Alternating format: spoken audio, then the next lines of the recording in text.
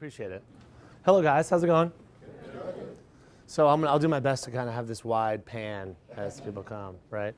So I have about 76 slides. So I'm going to go real quick. No, I actually have, 6 slides. And I'm going to spend most of my time talking, and there's a little bit of data on each of the slides. But my name is Blair Primis. I work in marketing for OrthoCarolina. And for those of you that don't know what OrthoCarolina is, it's a multi-specialty orthopedics practice. Happens to be based out of Charlotte, North Carolina.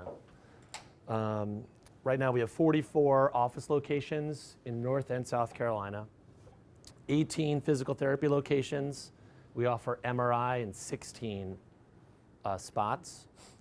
In 2016, we had 1.2 million patients. We have a little bit over 1,900 employees, and we're just a doctor's office. So one of the things I'm going to talk about today, I really have 3 ways that I think technology and marketing, specifically in healthcare, are going to combine. And one of them is actually a really interesting result of why sometimes how scale and size can actually be a benefit to your organization. We have a company inside of OrthoCarolina that's our own proprietary data analytics and business intelligence organization. It's called Aerolytics. And what that allows us to do is capture content and then use it in many ways for the organization. A small amount of that can be used for marketing. I'm going to show you how we do it. It's primarily for financial improvement because we are a for-profit organization. So I can make appointments for anybody at any time today if you'd like as well. Especially anybody sitting with your back hurting or whatnot. I mean, I like it. It's good. It's good. Regulatory compliance, which is kind of important in healthcare nowadays, especially for those of you that don't know, if you feel sick or have to go to the doctor. In 2018, starting January 1st, 2018, well, assuming the current legislation that's pending, pretend that's not around, if everything stays the way it is, January 1st, 2018, physicians will actually be penalized financially for not actually contributing content for something that we call CMS, the Committee for Medicare and Medicaid Services. So it's opposed to not just being reimbursed. If you're a Medicaid or Medicare patient, as opposed to not getting paid, you actually get penalized for it. And the monies that they take out for the penalties, they give to the groups that are performing above. So now it's like a real deal, right? I mean, compliance becomes a real live thing, right? And the last one is for us is an operational standpoint, right? Because we own and operate 44 distinct locations. We have 170 orthopedic surgeons in our practice, another 115 or so PAs, another 115 or so physical therapists, and they all have to attest, and they're all required to do documentation and things of that nature. So we have this data company inside our organization that does that work. I'm going to talk a little bit about how we use it for marketing, okay? All right, so let's see here. All right, so I'm going to talk about 3 things, 3 processes that we use start to finish, okay? One of them is all internal. What I mean by that is it's data we collect internally and use internally, right? The second one's going to be internal data that we collect and I can leverage it externally, and I'll explain what I mean by that. And then the third one is internal data we collect that is specifically pushed externally, okay? All right, so this was the proprietary organization I'm talking about. Here's Aerolytics. We call it the cube. It's a data cube, a dashboard.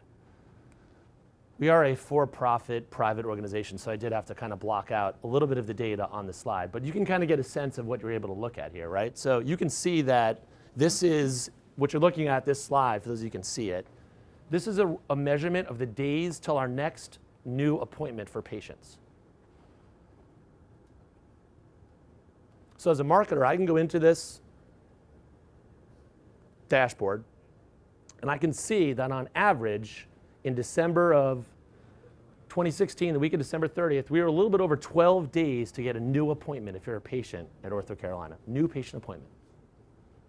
So say you hurt your ankle on a Friday, and you have to walk around like this. In order to be seen at OrthoCarolina, if you're a new patient, you have to wait 12 days. Been there, huh? Right, exactly. Ice and heat, ice and heat. 12 days is not great. That's a long time to limp around and be in pain, right?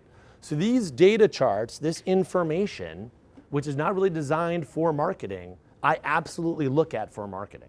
And here's why. When my foot and ankle surgeons are like, how come you never talk about our foot and ankle office in the marketing? I never see marketing for foot and ankle. Here's why. If the marketing we do for you works and we send more patients to your office location, what happens to these numbers? They go up. So I like to say, God forbid the marketing works.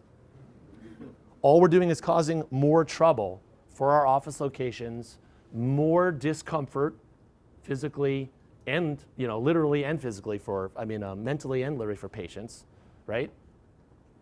So this kind of data is internally sourced and managed internally.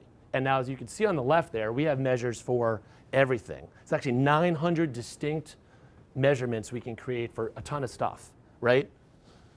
Out-of-network surgery, charges, payments, surgeries, center utilization, office visits. There's a lot of fancy stuff in here, missing charge tickets. Not all of it relevant to marketing. But here's a great way that we can kind of collect data internally. It's specific to Ortho Carolina in this particular case. But I can leverage all this information for marketing purposes. It allows me to say, listen, maybe we should ease back a bit on some of our digital marketing because we're hovering around 3 weeks before a new appointment, right? So, and the reason why I say that, Saturday and Sunday don't count in our world because we don't see patients on the weekend, scheduled patients. I should mention we own and operate 7 independent orthopedic urgent cares, which are open from 10 to 2 o'clock on Saturday and Sunday. Okay, good. But aside from those, which are non-appointment based, you can only get an appointment Monday through Friday. So once you go past day 10, you're in week 3. That's a bummer, right? So we can use data like this to help determine pressure, application. There's some things I can dial back, pull back on the lever. Some things we can push forward. A lot of that is in the digital space. You could use a lever. You could use a radio dial. We can go to level 10 or we can go down to level 1. It's sometimes hard to pull back on print and things of that nature, which is why we don't do a whole lot of that. But you can tell your TV stations to change creative or your radio partners to change creative or digital you can dial up and down. I can look at measures for new patient visits by office location, by physician, by day of the week. I can also see when physicians are planning to be called out of the office. So if they're actually doing their work, which they ask their staff to do, and put in when they're going to be on vacation, I can see that in the month of July, I'm going to have 5 surgeons in one office all on vacation at the same time.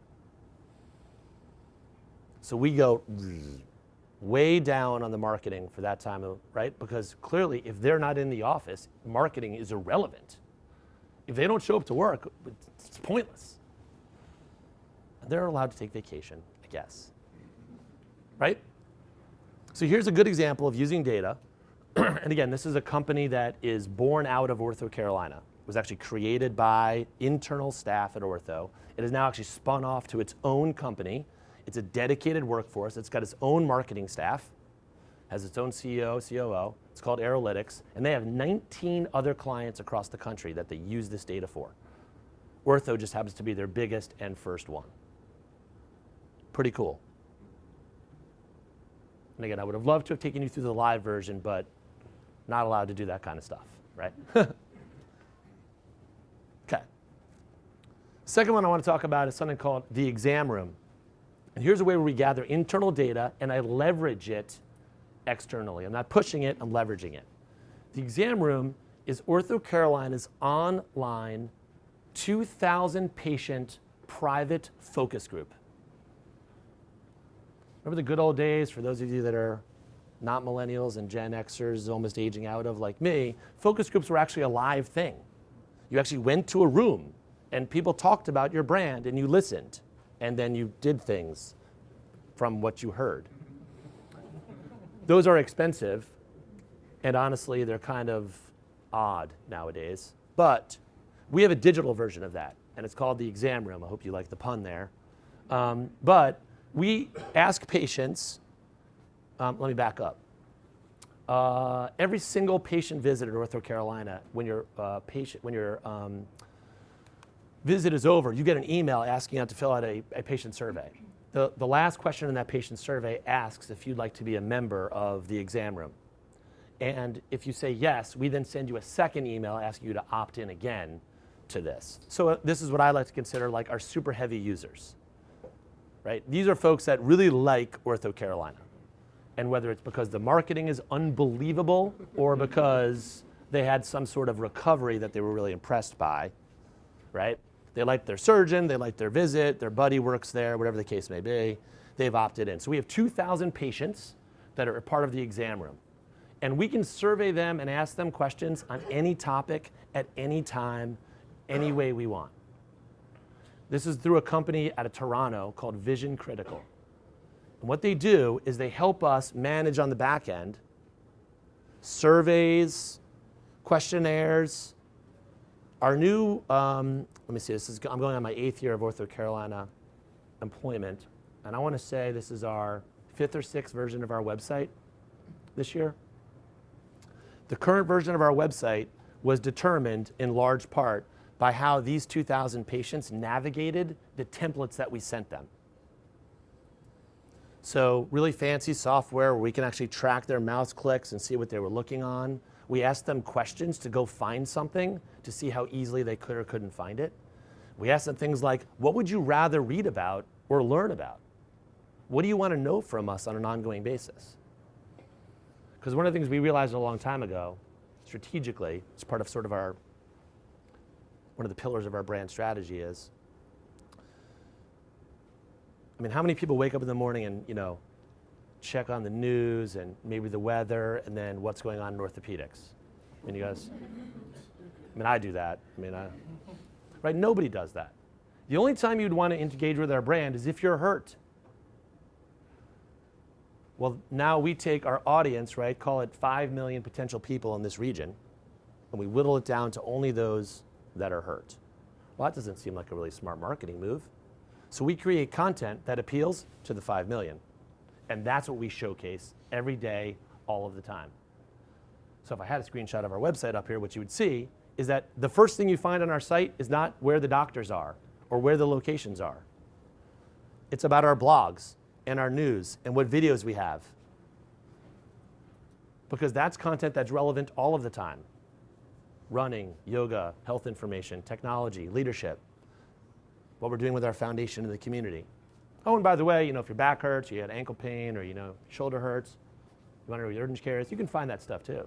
But it's pretty deliberate in how they look for it. So we ask our patients in the exam room to help us figure out what would we want to put on there. I can also ask them, how do they think we're doing in our privacy perspective? If you've had a visit to ortho and you go and you shut the door and the physician's in there, does the physician leave the door open a teeny bit and that kind of bothers you?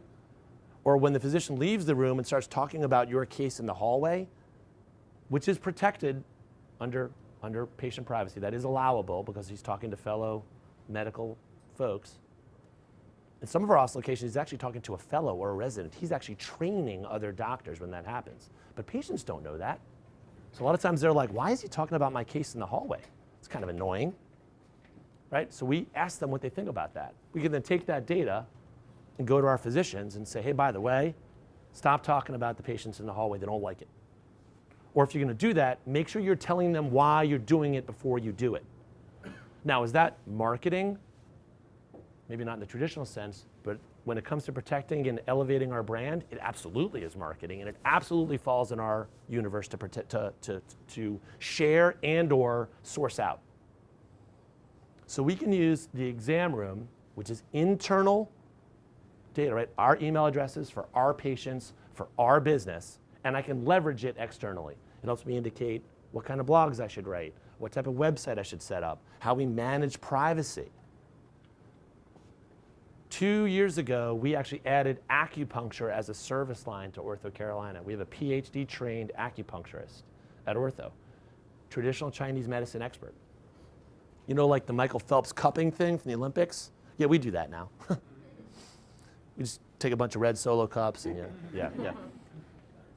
We also have acupuncture, We do some holistic medicine.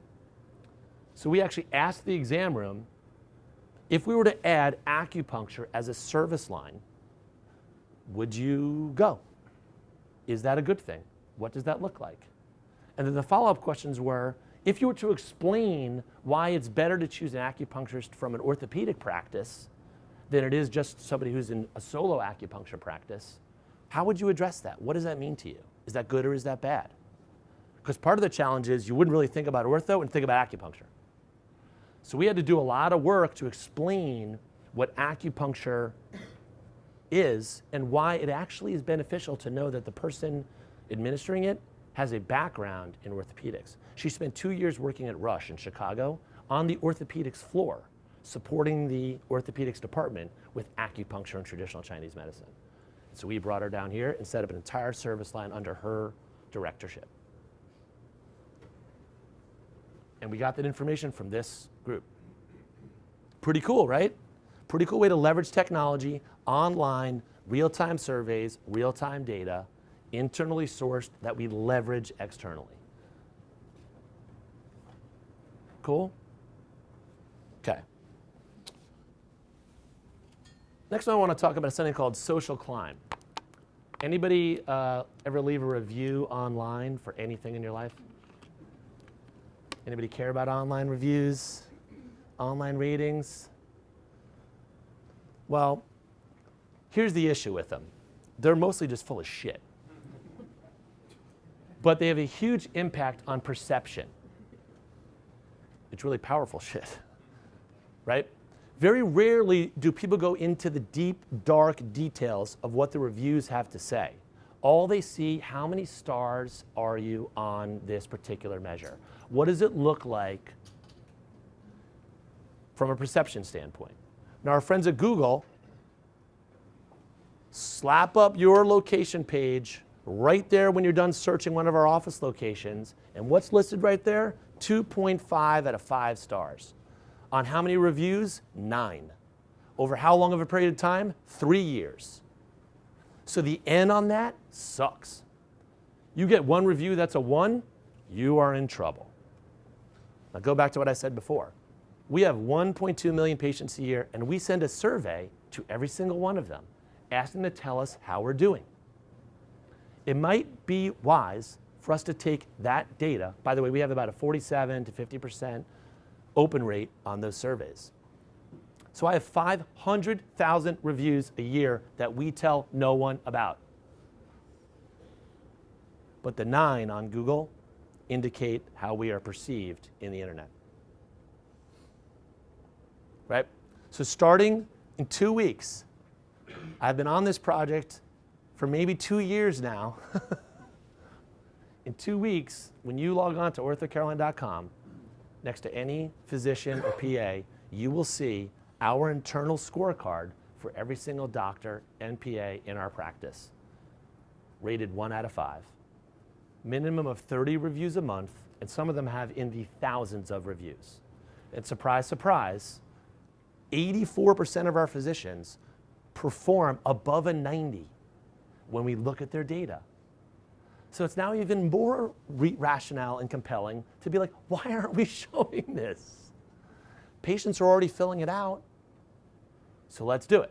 So we will have online ratings for every single doctor and PA at OrthoCarolina starting like April 5th, something like that, April 6th, right? So that's how we use our internal data and we leverage it externally. The B piece to that is back to this Google phenomenon. And there's this little thing called Facebook, which is even worse. But there are medical versions of Google and Facebook called Health Grades, Vitals, RateMD, and they all provide ratings based on what user-generated content says about their visit.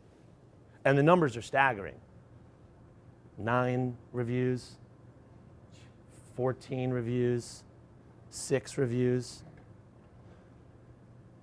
And now because we can't really respond to patients publicly, because we really can't address their concerns because it's a violation of HIPAA,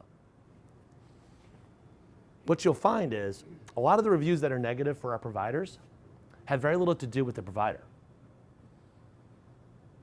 We screwed up the insurance. Their bill was too high. The lobby was cold. They wanted to watch ESPN because it was March Madness, but the front desk had HDTV on. And the only way they can get back at us is by dinging the provider on Google. Right? So not only is it low volume and a bad N in that ratio, it's actually just a lot of vitriol. So we're going to partner with this company called Social Climb. They're out of Utah. 24 hours after your appointment, you get this text message. It's Dr. Eric Laxer. He's a spine surgeon at the Spine Center here in Charlotte, North Carolina. What it says is, Blair, thank you for choosing North Carolina. Please take a minute and leave a review at the link below. Eric Laxer, MD. Right? Yes? I'm just curious, is the STAR system the best system to do ratings? Have you researched that? It's not necessarily the best, but it's the industry standard. His question was, is a STAR system always the best way to showcase performance? And my answer was, it may not necessarily be the best, but it is by far the industry standard, right? Have you guys considered NPS score? Yes, we use those internally. Very difficult to explain to a patient and a consumer what the algorithm is to get a net promoter score, though. So what he's asking is, do you use net promoter scores? The answer is yes. Most net promoter scores are an algorithm of 10 questions that comes up with one score. Our scores are based on one question. How likely are you to recommend this physician to someone else? And that's the stuff you see in Carolina's Healthcare's rating system. That's what you see on Mayo Clinic's website. That's what you see on the Cleveland Clinic's website, John Hopkins. That's what they use, likelihood to recommend, and that's what we're using. Okay? So here's a technology partner of ours. They're going to text you. They're going to suck this phone number out of our system through something called an HL7 interface, which is a fancy way of saying it's a HIPAA-protected pipe that allows us to use the patient's cell phone number, right? You get this text message. Then it says, would you recommend the Spine Center in Charlotte? Yes or no? If you hit no, you get a 1 out of 5 rating opportunity. It says leave comments below and hit submit. When you do that, you get sent to a dashboard that only I can see. I know what provider it was for, what location it was about, and what comments you have in there. I can then take that data and I can send it directly to the practice manager, to this physician's nurse, to the physician, him or herself. I can even give the practice manager from that location the rights to this dashboard so they can log in and see how their providers are doing. You get to rate the physician 1 out of 5. Now you've hit no, so my assumption would be your rating is going to be a 1 or maybe a 2. And we see it in a cool dashboard and it's great, but it is not public. It only comes to us. If you hit yes, would you like to leave a review on Google or Yelp or Facebook or HealthGrades? I'm sorry. Yes, sir? If they say no and give you some feedback, are you allowed to respond directly to them? Not through this portal. We would have to contact them either over the phone or By HIPAA, you can. by HIPAA we cannot, no. Oh, okay. We would have to contact them by phone or we'd have to go into our patient portal on our website and send them a message. Okay, but you're acknowledging. Oh, no, we're going to triage the problem and try and solve it as quickly as possible, but through this channel we cannot respond, yeah. So imagine this can be, HealthGrades. We are taking Yelp off this example. This is not going to go live until May 1st. We're not going to use Yelp in here. We're going to have Google, Facebook, and HealthGrades as the option. Why So, not Yelp? I'm sorry? Why not Yelp? I have a long answer, but I'm going to give you a short one. It's irrelevant for our business. Yeah. You could click on Google, say you touch the Google button, rate and review, there's my profile, and it auto-populates with 5 stars.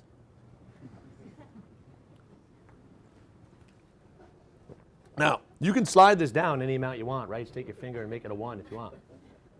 But you've hit yes to recommend.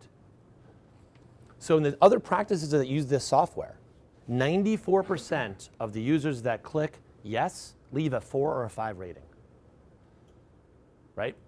So this isn't gerrymandering anything. This isn't unethical. We asked you if you'd recommend it. You can choose a 4 or a 5 rating and leave the review. You can also just delete the text at the very beginning if you don't want it.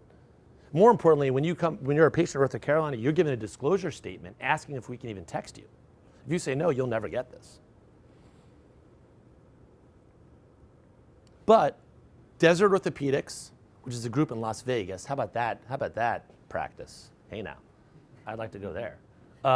Desert Ortho, which is in Las Vegas, Washington State Orthopedics, which is in Seattle, have been using this program for about a year. And what you find, not only do your ratings increase based on score, but the N goes dramatically up. So from 13 reviews on 6 months for one of the physicians in in Las Vegas, right, goes up to 275 reviews in the next year. The majority of which are 4 to 5 ratings. So now his online profile is now between a 4 and a 5 on Google from users, from patients, asked to fill out this form simply through this technology. It's pretty cool, right? I have a feeling that if you're satisfied, you never tend to leave a review. You just ignore it. Say that again, I'm sorry? If the patients are, and the person, whoever is like very satisfied, they will never pay attention to giving the reviews or leaving any of the comments. If I'm like slightly not happy with it, then I'll urge myself to leave some review. Right. Most of the times it's going to be like a bad review. Yeah, so I mean, if you just do basic percentages, right? So say of the 500,000 that we send out, say a small fraction use it, say so now to use 5,000 are actually doing it. Of the half that would want to leave a review, if they hit no, I still capture it if they're not satisfied, and we will triage that problem. We will call the patient, we'll send them a secure digital message and ask them what's up, how we can help. If they don't, and they like their visit, then they leave it. But even though the percentages are small, the volume of numbers the N that will change for these reviews is significant enough to blast away those that are the vitriol.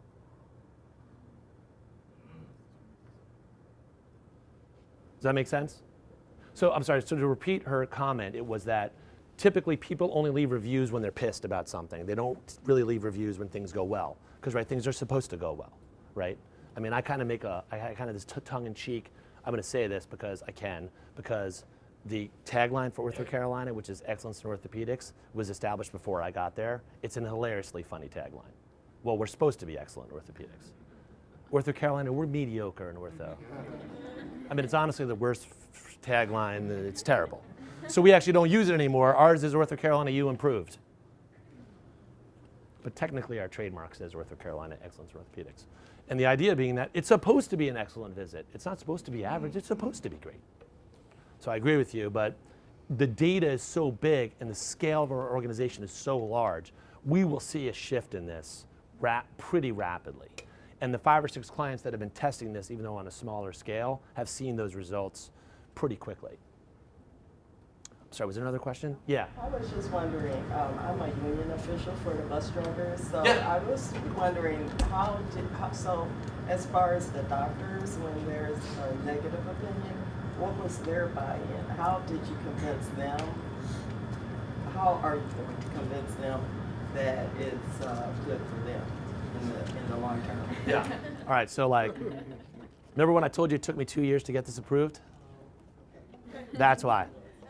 That's why. So physicians that have negative ratings from patients that will go up on the website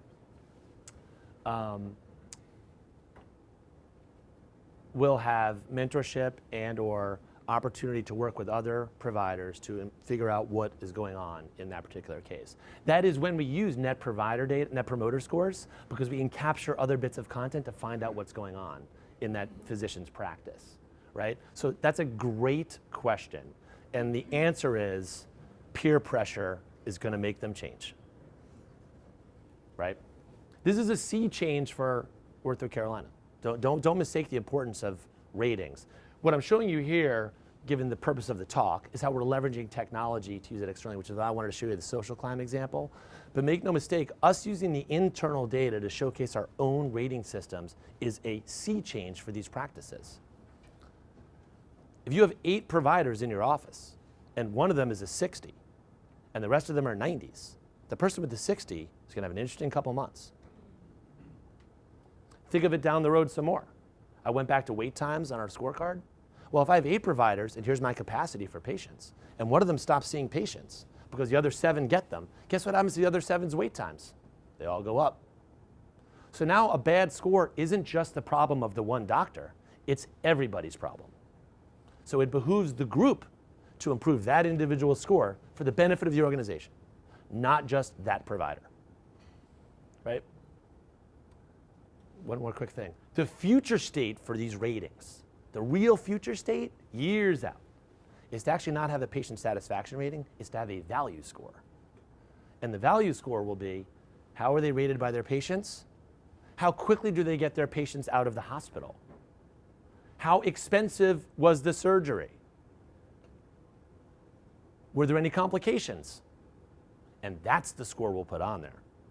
Your surgery was cheaper, you had less problems, you were never readmitted, you're a 9 out of 10. Now that's real data. That's real compelling. It's a way to actually make a move in translating how population health could actually work. We're just a small little orthopedics doctor's office in Charlotte, though. So. Yes. So is this working, what's your thought on this working across all lines of specialties? Because I can imagine there might be a subset of specialists that have to send people away in discomfort and don't want to, for instance, like prescribe painkillers just to make their clients happy. Oh yeah, totally. What is that incentive structure? How are you Yeah. around that? Yeah, so, okay, so did everybody hear her question was, how does this translate across lines of service or specialties in this particular case? I actually think it's perfectly suited to orthopedics. It might not be as well suited to like a pediatrics office, right? That's very different, because you may not actually be better when you leave. You take your kid in and they got the flu. When they leave, they still have the flu. You just saw the doctor. So it might be like, was she nice? He or she, was she nice? Was the office clean? Like, did some other kid sneeze on me? I mean, I'm not belittling pediatricians, but it's just not a same measure. This is, can I walk out of the office? I mean, am I in pain? What does this feel like? What does that look like? Most of the feedback, so I'm getting to an answer here, but go on my journey for a minute. Most of the feedback we get from the detailed commentary we get back from patients really has very little to do with pain. It has a lot to do with, are they listening to where my pain is? And it's a subtle difference, right? A lot of us can be like, my shoulder really hurts. The question is like, well, why does it hurt, right? Pain, folks that are looking for prescriptions come in and say, my shoulder hurts, I need Percocet. Well, we dismiss you from the practice for that. Right? There's also, too, for those of you that have been keeping up in the news, this country loves opioids. And it's now becoming seriously punitive to prescribe them erroneously. We're talking like 7-figure fines for organizations our size. If we are found to be abusive in prescribing some of the big hydrocodone, the stuff that's like $500-600 a pill on the street, that stuff is major fines. So those are pain medication seekers, and candidly, it's a very relatively small portion. They make a lot of the news, but it's a relatively small portion. Patients that are like, I'm in pain and I want to get better, but nobody wants surgery, right? Of our 1.2 million patients, only 110,000 were surgical patients. We had 1 million physical therapy patients, right? Only 1 in 10 patients get surgery, right? So to answer your question, I think it's absolutely applicable. It just might be more applicable for things that are acute or have immediate impact and need for the patient's well-being. Does that make sense? Yeah? I have a follow-up question. Okay, yeah, good. I'll talk to you later. No, go. You got the floor. It's a delivery question for the doctor. It's like, how do you sell or not the client, the patient, on the idea that like this is going to be a long solution? Like you're going to need to do months of physical therapy. Oh no, yeah, that's give me 5 stars instead. Yeah. No, that's just part of the standard practice, I think. It's like if your initial visit was great and the physician paid attention to you and you felt like it was great, we send you this text. Yeah, it was great. It's awesome. I was diagnosed. I had an x-ray. Turns out I need rotator cuff surgery, but I'm going to delay it and just do therapy. We will have identified almost all of that prior to when you get this text. So you should know 90% of what we call your global period for your visit. Yes. When you're setting up your campaigns, to get the information you want, did you already preset what information you want to get at the end and already have a kind of like a campaign after that, but what you're going to utilize that information with? Specific to which one of these options? All of them? All of them. So Did you have like a storyboard, like, okay, this is the information we want to get out of these questions, and this is how we're going to utilize it? Yeah. So on the first one, when we use our dashboard to look at our data, absolutely we do that. So we'll try to think through what are some of the messages that we want to push, and why do we think that they're important. Now, the key to some of our strategies are we establish our content structure well in advance and almost agnostic from what this looks like. Because the larger strategy is to be relevant all of the time to every consumer. And so we can use our media partners and their distribution channels, because again, we can't distribute. We have an email database, but other than that, we can't distribute anything. So I need media partners to distribute for me. So the media partners can distribute our content almost agnostic of this kind of information. Where I can modify campaigns and change content is around specific messaging. And so we could say, like, let's pump a lot of urgent care stuff because soccer season is starting. Or let's dial down the fact that we are going to be having, a speaker series for our hip and knee surgeons because we're having some operational struggles right now at our hip and knee center, making that up. So we're going to dial down that. Most of it, though, is in the can well before we analyze some of the data. Does that make sense? Yeah. Maybe I'm wording the question incorrectly. Was it specifically talking about the like the newsletters and things that are going? It was specifically kind of more of the information you're getting out from the star rating system, and things of that nature, and taking that information to get your overall ratings. I'm just wondering if you had a preset plan of exactly what you were trying to get out of that, so you can use that information for your next marketing, and also kind of looking at each of the doctors separately and things like that. Yeah. So I get where you're coming from. So if I can dive into what somebody with the comments they might leave on one of their visits and thus give us a 1 star, I can look at some of that commentary and try to determine, is this a core issue in that practice? Do we have something that is resonating that's an issue? And on the flip side, are we doing something really, really well? And that we absolutely would incorporate into some kind of strategy or messaging, right? More often than not, though, it isn't marketing related. I'm just going to punt that over to our ops department and be like, hey guys, I'm hearing this is now the 3rd, 5th, 8th, 12th time I've heard somebody say, got to get HGTV off because people really want to watch March Madness. Like, we got to do it. Bad example, but you know what I'm saying. Or maybe a good example. Right? So absolutely we would do that. But from a marketing perspective, like when we pull the lever on the messaging, it isn't necessarily tied directly to the commentary that may come in from patients' visits. Specific to the stars, if they just leave us a 1 star and there's no comment, I don't know what to do. Nothing. Can't really decipher or determine how to act or not act on that moving forward. Is that, yeah, okay, cool. Yes.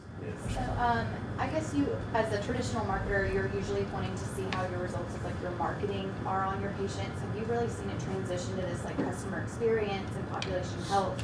Are you also getting information on like how your billboards are bringing in patients and driving things as well? Because you already have a captive audience. Yeah. So the answer to your first question is absolutely. We can look at experiential marketing. We can look at what the patient experience is like and how we can help impact that. And sometimes it's as simple as signage in the office. I mean, sometimes it's as simple as having like, by the way, we have a problem with our parking lot. And marketing can see some of that and then help support the organization because of our lens on it. Now, I have a little phrase that I use around how we measure things in the marketing world, and it's half science and half magic. Did a billboard work? I have no fucking idea.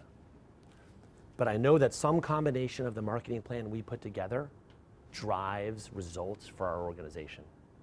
So if the marketing plan is a cauldron, and I'm tossing a bunch of stuff in there, the wafty stuff that comes up out of it is our success, right?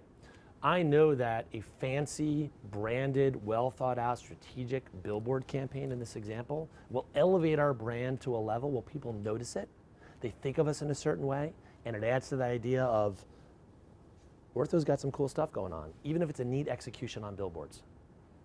Does it directly drive to somebody calling because their shoulder hurt? I don't know. Because if their shoulder doesn't hurt when they see it, there's no reason why they would call. But are you capturing any of that in any of your like patient survey information? Very rarely. Very, very rarely. Very rarely. Also too, I would think of ourselves in some aspects as we're a pretty mature brand when it comes to the marketing space that we're in. So oftentimes, I mean, like, I don't know that they actually know what they're saying. I'm not trying to, it's not a diss on the intelligence of the consumer, but you know, did you see our ad in like Charlotte Magazine? Yes, I did. Okay, well we don't have ads in Charlotte Magazine, right? It's because they've seen it somewhere, and so they answer what they thought, right? So I buy into it to some degree, but assigning value in terms of revenue at one end, but actually in terms of patient volume, very difficult. It's just something about the mix we've created. So I will tell you, so just to like kind of pat our department on the back a bit, been there 8 years, we've had 8 consecutive years of new patient volume growth at Ortho Carolina. So something about the plan that we have put in place, that mix, is resonating with consumers and customers. Now, we're benefited by the fact that 150 some odd people move here every day, right? Which is good, right? And so that's awesome. It's more people to like trip and fall, and it's fantastic. The issue though is that they may not have a need for us until that happens. Well, how do I get up in their kitchen? Is by talking about a run club that we sponsor, or an event that we're a part of, or partnering with this morning's news in some capacity, right? Or they're listening to the Panthers game and they hear us on the radio, or whatever it might be. Does that make sense? Yeah. I want to go back to the exam room for a second. Yes. And I guess maybe the online forum in general. Yeah. Could you speak to maybe any takeaways or any key takeaways in particular, like how do you show love to them and why do people do it? What are some key insights that you discern? No, great question. So, awesome question. So, we try to use about 12 surveys or questions to our panel every year, about one a month. And we have an ongoing contest amongst those 2,000 patients. The folks that contribute the most often get entered a chance to win season tickets to the Panthers. And if you live in Winston, we'll get you season tickets to something in Winston if you don't want the Panthers. But they always pick the Panthers. Right? And that's us just leveraging the fact that we're the Panthers doctor. So directly, like, it's just incentivized for them to contribute as often as possible. Now, when we do a health of our panel survey, because we survey them every 6 months and ask them, what do you like about this panel? Why have you stuck in there? What is this? What's the benefit to it? Incentives are a part of their answer, but not the majority of the reason why they do it. For example, I report back to the panel before we launch our website, in that website example, we send them what the website's going to look like before anybody else saw it. And I thank them for being the ones that told us how to design the new website for the company. It's a pretty empowering feeling to be like, wow, they took my thoughts and actually did it. I'm like, absolutely. We moved this here, we added this, we changed that, we got rid of this. You said you couldn't find such and such, so we made it big and right there, and that's there. Thank you. Awesome. Great. It's because of you that we can actually now serve. We can use your subset as a directional indicator for the larger groups to figure out how we can be more relevant for more consumers and patients. And about what would you estimate to be the typical open rate? We're like 47 to 50%, 52. Yeah. We're in the 50% range or so. Yeah. And it depends. It's actually, and what's interesting, getting the weeds here a bit, and there's probably some folks in the room that have better data on this than I do. The headline or the title of the survey makes a big difference in whether or not they open it. And so if it's about website design, you might get a certain subset of our patients that open it and want to talk about it. If it's about patient privacy, if it's about are we going to add acupuncture, it entirely depends upon what I'm asking them about as to whether or not they open it. So whether it's 30% one month or 70% the next month, it is entirely dependent upon what we're asking to do and how that crosses over, because it may not necessarily even be the same. Does that make sense? Did you ever try to do anything offline? Did you ever try to bring in the offline world aside from some of the Yeah, so good question. His question was, do you ever try to do things with patients outside of, or like offline, not even patients, like offline data collection? Not a ton. And I'm gonna go back to scale, is that we have so much scale on internal, I don't yet really need to go buy a list or request stuff from outside. A. B, we get enough feedback from patients through the other channels that I sort of kind of am getting that anyway. And then the third thing is, we're super active in our community. It's not, I'm kind of going off presentation here a bit, but Ortho Carolina, we're hyper active locally in this community. And so I think we oftentimes get thought of as a really great community partner first, and we just happen to be a doctor's office second. We benefit and help people that have never been patients of ours. Is that okay? Thank you. A question. Yes. You mentioned incentivizing kind of ongoing survey results with Panthers season tickets. Yeah. Have you found any, with all of your experience from marketing, do you get better results from incentives that are not directly related to your industry, i.e. Free doctor visit type thing, versus a completely outside? Yeah. Well, in the true spirit of the panel, we asked the panel what would they want as an incentive. And so what came back was tickets, Amazon gift cards, things of that nature. And we took the top 5 answers, sent it out again instead of these 5, which would you want? And they all said, wow, I can get season tickets to the Panthers, I'll take that. Yeah, so to answer, that's how we did it in our world. I'm sure that if there was a way to survey constituencies for whatever business you're in, maybe just ask them what would they want. Some folks might want something different. Like, I would like a gas card. I mean, it could be pretty wide open, but I would ask them. Yeah. Yes. How do you choose which tech to own or buy versus which to rent? So, for example, your data analytics stuff, you spun that up into your own business. Yeah. The exam room seems like a pretty straightforward software where you can invest a couple $100,000 and do it well and own it. Do you guys have those types of business conversations? Yeah. And do you think you'll be evaluating that more? Absolutely. So the Social Climb example is a great one for that. It's a relatively small company, startup tech firm based out of Utah. They have 5 other clients. Their largest client is 27 doctors. They are potentially going to now get a client of 170 doctors.